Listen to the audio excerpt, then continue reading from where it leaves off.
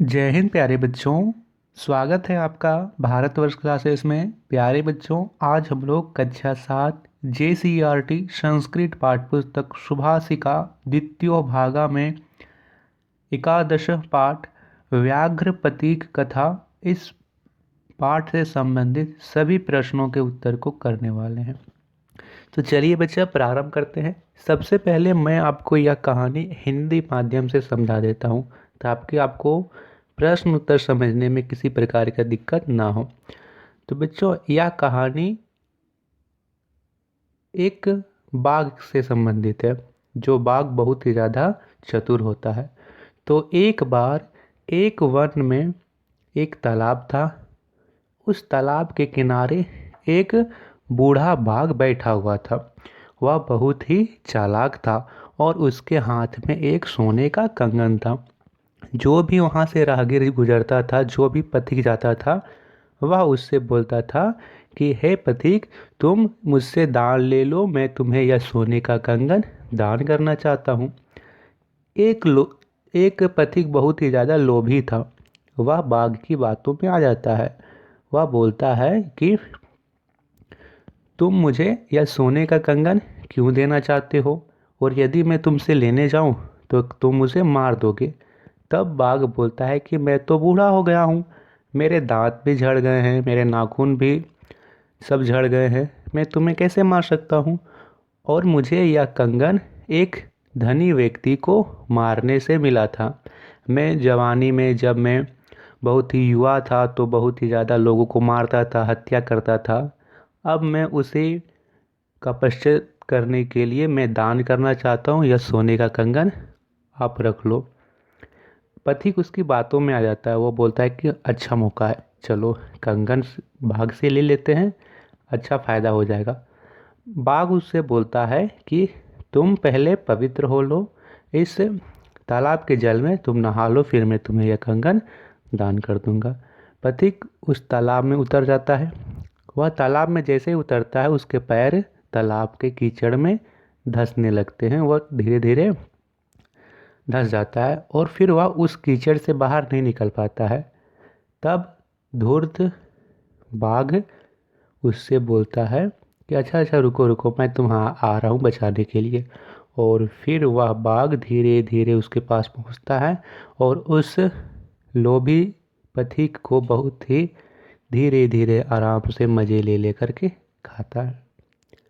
तो हमें इस पाठ से क्या शिक्षा मिलती है बच्चों?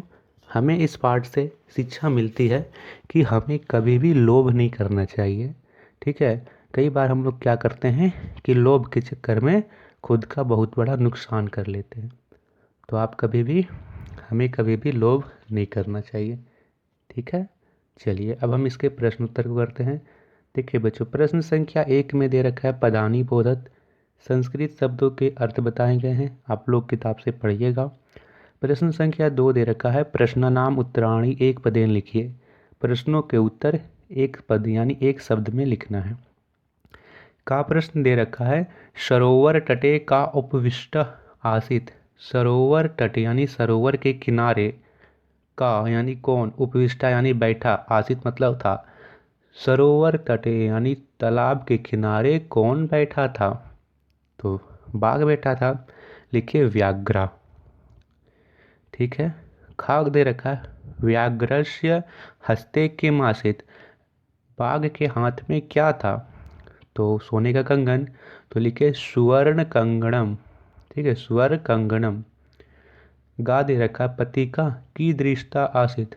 पथिक कैसा था? तो वो लोभ से आकृष्ट था।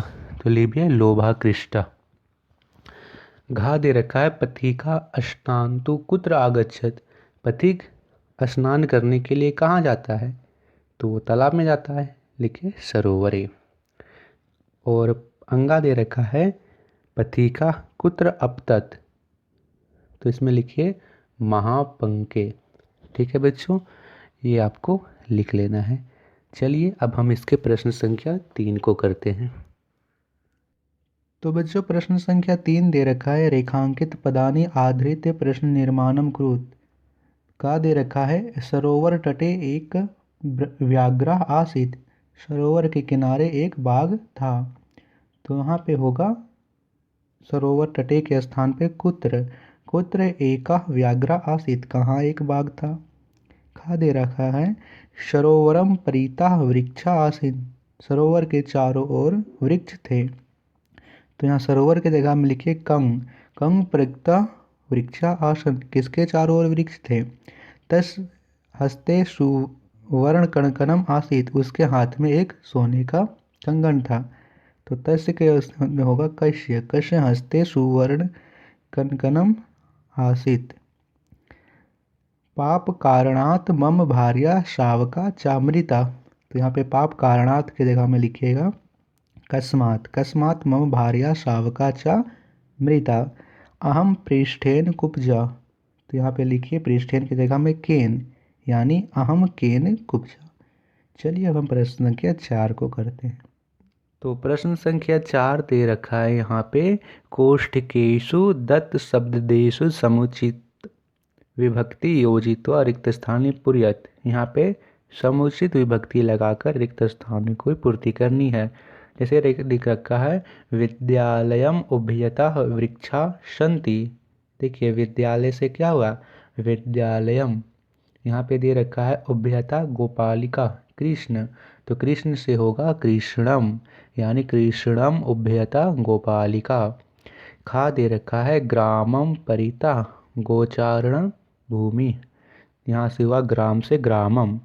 तो यहाँ परिता भक्ता मंदिर है कोष्ठक में, तो मंदिर से होगा मंदिरम, मंदिरम परिता भक्ता। गा दे रखा है अहम विद्यालयम प्रति गच्छामि, कोष्ठक में विद्यालय, विद्यालय से हुआ विद्यालयम। तो यहाँ है सह प्रति गच्छति, नगर है कोष्ठक में, तो नगर से होगा नगरम, सा नगरम प्रति गच्छति। घा दे रखा है शाह पित्रा शाकम गच्छति, पितृ शिव पित्रा। तो यहाँ पे होगा अग्रज, अग्रज से होगा अग्रजेन, अग्रजेन। ठीक है। फिर है सूर्याय नमः, सूर्य से सूर्याय हुआ, तो गुरु नमः, तो गुरु से हो गुरुवे नमः, गुरुवे नमः, ऐसे लिखना है। चलिए इसके बाद प्रश्न संख्या 5 को करते हैं। 5वां प्रश्न है अधोलिखिताना पदानाम लिंग विभक्तिम वचनम लिखत, यानी हमें इसमें लिंग लिखना है, विभक्ति लिखनी है और वचन भी लिखने हैं। जैसे दे रखा है वृद्ध, तो वृद्ध से वृद्ध पुल्लिंग है, प्रथमा विभक्ति और एक वचनम है। कनकनम, तो कनकनम जो है वो पुल्लिंग है, द्वितीय विभक्ति और एक वचनम है। प्राणीराम, तो प्राणीराम में पुल्लिंग है ये और इसमें षष्ठी विभक्ति है और बहुवचनम है। पृष्ठेन, तो यह भी पुल्लिंग है, इसमें तृतीय विभक्ति है और यह एक वचनम है। सरोवरे, तो सरोवरे भी पुल्लिंग है, इसमें सप्तमी विभक्ति है और एक वचनम है।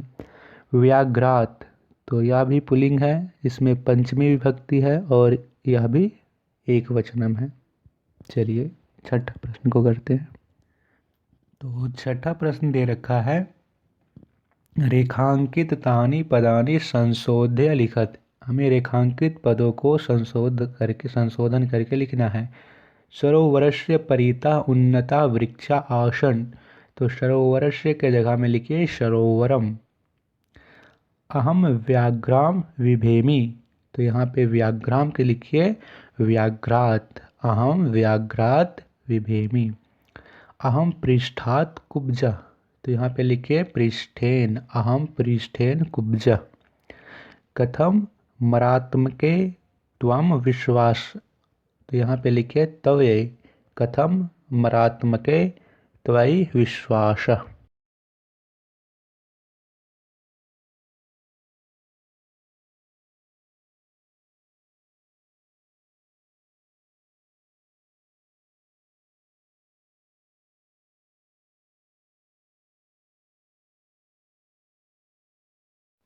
और अंतिम प्रश्न दे रखा है कोष्ठकात् समुचितम पदम चित्वा रिक्त स्थानानि पूरयत, कोष्ठक से समुचित शब्द को चुनकर रिक्त स्थानों की पूर्ति करना है।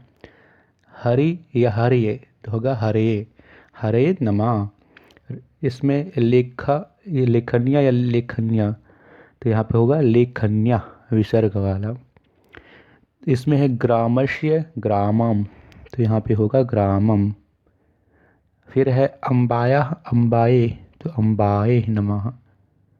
फिर मंचस्य या मंचनम, तो होगा मंचस्य पहला वाला। पीतरम पितु, तो होगा पीतरम। तो ये थे प्रश्न उत्तर पाठ 11 के। इसके बाद हम लोग नेक्स्ट वीडियो में करेंगे द्वादश पाठ भगवान बिरसा मुंडा से संबंधित प्रश्न उत्तर। वीडियो पसंद आए तो वीडियो को लाइक कीजिएगा। भारतवर्ष क्लासेस पर हम पहली बार आए हो तो सब्सक्राइब जरूर कीजिएगा। Thank you.